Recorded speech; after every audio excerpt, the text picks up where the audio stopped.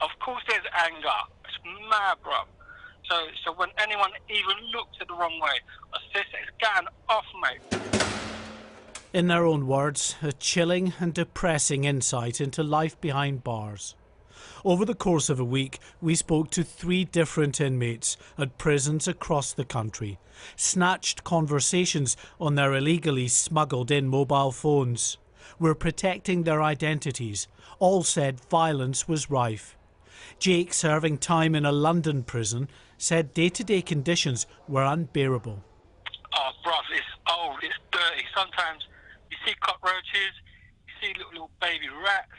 Like in the summer, you get loads of ants. It's just nasty, man.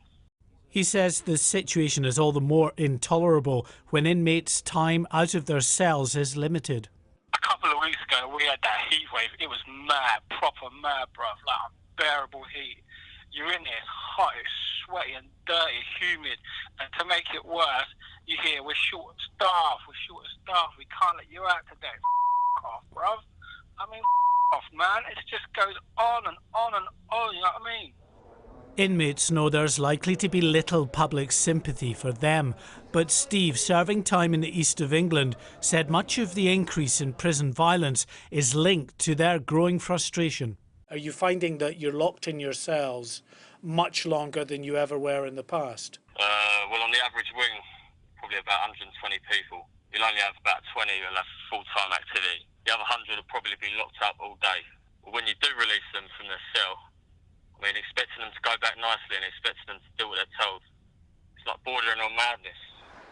After last week's walkout at jails across England and Wales, prison officers are this week in urgent talks with government, looking for solutions to unprecedented levels of violence. Dan, behind bars in the northwest, said drugs are certainly fueling some of the violence. But so, he says, is the fact many inmates have mental health issues. Well, fair enough, people need to go to work and feel safe, but they're working in prison full of people with mental health problems. There's no therapy. You know, I've been asking for a mental health counsellor for help, but things benefiting people, they're getting rid of.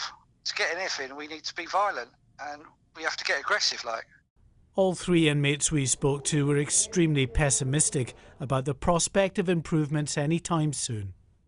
I honestly believe that this whole situation is going to get worse before it gets better. Well, I see a prison officer dead, probably a screw dead in the next 18 months, and it'll be too late. Inmates and prison officers don't see eye to eye on much, but on the likelihood of further very serious violence, they're in full agreement. Mark White, Sky News.